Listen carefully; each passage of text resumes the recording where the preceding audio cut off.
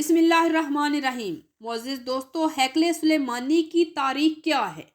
تو ہیکل سلیمانی دراصل حضرت سلیمان علیہ السلام نے جنات کی مدد سے تعمیر کروائے، جو اصل میں ایک مسجد کی صورت میں تھی، جو کہ مسلمانوں کے لیے ایک عبادت گاہ کی جگہ تھی۔ اور اس کی پہلی تعمیر پر اس کے اندر تابوت سکینہ کو بھی رکھا گیا، جو اللہ تعالیٰ کی طرف سے بنی اسرائیل کے لیے ایک مقدس تابوت تھا، جس کے ذریعے وہ اللہ تعالیٰ سے دعائیں مانگتے تھے اور ہر طرح کی جنگ میں کامیابی سے ہمکنار ہوا کرتے تھے۔ پیارے دوستو، حضرت داؤد علیہ السلام کو جب بادشاہت نصیب ہوئی تو انہوں نے اپنے لیے ایک شاندار محل تعمیر کروایا۔ اس کے بعد ان کے ذہن میں یہ خیال آنے لگا کہ میں خود تو شاندار دیودار کے بنے ہوئے محل میں رہتا ہوں اور میری قوم کا وسیلہ دعائے خیمے میں پڑا ہوتا ہے، لہذا انہوں نے ہیکل کی تعمیر کا ارادہ کیا اور اس کے لیے ایک جگہ کا انتخاب بھی کیا۔ ماہرین نے حضرت داؤد علیہ السلام کو مشورہ دیا کہ اس کی تعمیر آپ کے دور میں ممکن نہیں، لہذا آپ اس کام کو اپنے بیٹے اور جانشین حضرت سلیمان علیہ السلام کے سپرد کر دیں۔ چنانچہ حضرت سلیمان علیہ السلام نے اس ہیکل کی تعمیر 970 قبل مسیح سے 930 قبل مسیح کے دوران باقاعدہ طور پر آغاز کروایا۔ یہ تعمیر انسانوں کے بس کا کام نہ تھا، کیونکہ اس کے لیے اتنا بھاری پتھر اور اتنی اونچائی پر لے کر جانا کسی بھی انسان کے بس کی بات نہیں تھی، لہذا حضرت سلیمان نے یہ کام ان جنات کی مدد سے کروایا جو حضرت سلیمان علیہ السلام کے قابو میں تھے۔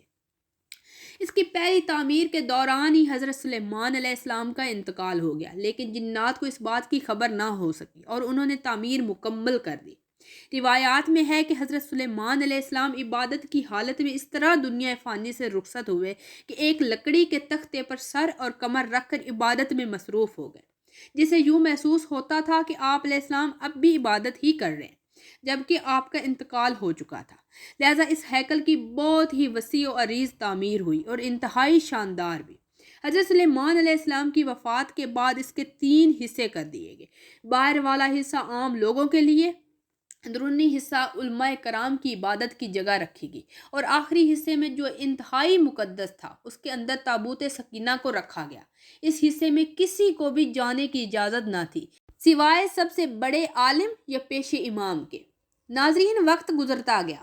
بنی اسرائیل میں وقت کے ساتھ ساتھ بہت سارے انبیاء کرام کو مبعوث کر کے بھیجا گیا، لیکن بنی اسرائیل سدھرنے والے نہ تھے۔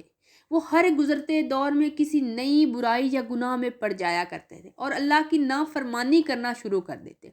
جب ان پر کوئی عذاب نازل ہوتا تو فوراً معافیاں مانگتے، جیسے ہی آزمائش سے نکلتے دوبارہ اسی گناہ میں پڑ جاتے، یہاں تک کہ ان کو سور اور بندر تک بنایا گیا۔ یہ لوگ سدھرنے والے نہ تھے اور نہ ہی یہ کبھی سیدھے رستے پر آئے۔ تب اللہ تعالیٰ نے ان پر لعنت بھیج دی اور وہ اللہ کی ناپسندیدہ ترین قوم بن گئی۔ 586 قبل مسیح میں عراق کے بادشاہ بخت نصر نے یروشلم پر حملہ کیا اور ہیکل سلیمانی کو مکمل طور پر تباہ کر دیا اور 6 لاکھ بنی اسرائیلیوں کو قتل کیا اور تقریباً 2 لاکھ سے زائد اسرائیلیوں کو قیدی بنا کر اپنے ساتھ بابل لے گیا۔ یروشلم شہر میں خون کی ندیاں بہا دی گئی اور بابل شہر سے باہر ایک بستی بنائی گئی جس کو تل ابیب کا نام دیا گیا، جہاں پر یہودی قیدیوں کو رکھا گیا اور تابوت سکینہ کو کسی گندگی کے ڈھیر میں پھینک دیا گیا اور اس کی شدید قسم کی بے حرمتی بھی کی گئی۔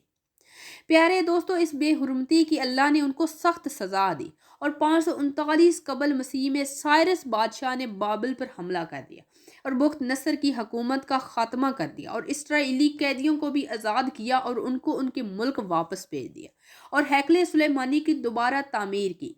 نہ صرف اجازت دی بلکہ مدد کرنے کا بھی وعدہ کیا، کیونکہ سائرس ایک نیک دل اور احساس رکھنے والا بادشاہ تھا۔ اب ذکر کرتے ہیکل سلیمانی کی باقاعدہ دوسری تعمیر کب شروع ہوئی؟ تو یہ شروع ہوئی 537 قبل مسیح میں، مگر تعمیر کرنے والوں کو اپنے ہم وطن دشمنوں کا اتنا زیادہ سامنا کرنا پڑا کہ ان کو یہ کام ادھورا ہی چھوڑنا پڑا اور دارہ اول کے دور میں مداخلت کا ہی شکار رہا۔ دارہ دوم کے دور کے دوسرے سال میں حضرت زکریا نے گورنر یوشع کی بھرپور حوصلہ افزائی کی اور اس طرح ہیکل سلیمانی کی تعمیر ثانی شروع کروائی گئی۔ یوں حکومت کی مدد، عوام کی بھرپور حمایت سے سن 520 قبل مسیح سے 515 قبل مسیح تک تقریباً 4.5 سال کے عرصے میں اپنے اضافی احاطے سمیت ہیکل سلیمانی کی دوسری تعمیر مکمل ہوئی، مگر اب کی بار اس میں تابوت سکینہ موجود نہ تھا۔ ناظرین، بہت سے لوگوں کا ماننا ہے کہ اس تابوت کو اللہ تعالیٰ نے خود کسی محفوظ مقام پر منتقل کر دیا ہے تاکہ یہ مزید توہین سے بچ سکے، مگر یہودی اس کی تلاش میں پورے کرۂ ارض کو کھود دینا چاہتے۔ دراصل ہیکل سلیمانی کو 3 بار تعمیر کیا گیا۔ اب تیسری بار یہ ہوا کہ ہیروڈس بادشاہ، جو حضرت عیسیٰ سے چند سال قبل ہی آیا تھا، اس نے ہیکل سلیمانی کو دوبارہ تعمیر کرنے کا ارادہ کیا، تو یہودی اس سے ڈر گئے کہ اگر اب اس کو گرایا گیا تو دوبارہ تعمیر نہیں کیا جا سکے گا۔ تو اس نے یہودیوں کو بہلانے کے لیے کہا کہ میں بس اس کی مرمت کرنا چاہتا ہوں۔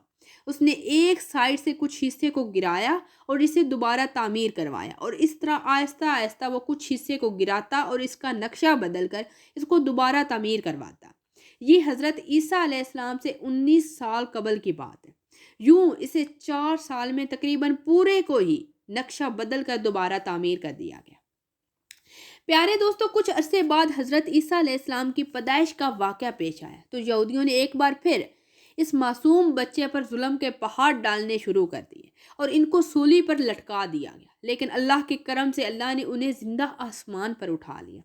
یہودی آج بھی اپنے مسیح کے انتظار میں ہیں، جو ان کو شان و شوکت عطا کرے گا، جو ہمارے نزدیک دجال ہے اور ان کے نزدیک وہ مسیح ہے۔ حضرت عیسیٰ علیہ السلام کے مصلوب ہونے کے 70 سال بعد ایک بار پھر یہودیوں پر اللہ کا قہر نازل ہوا اور ٹائٹس بادشاہ نے ان پر قہر بن کر نازل ہوا۔ یہ رومی جرنیل بخت نصر سے کئی زیادہ ظالم ثابت ہوا۔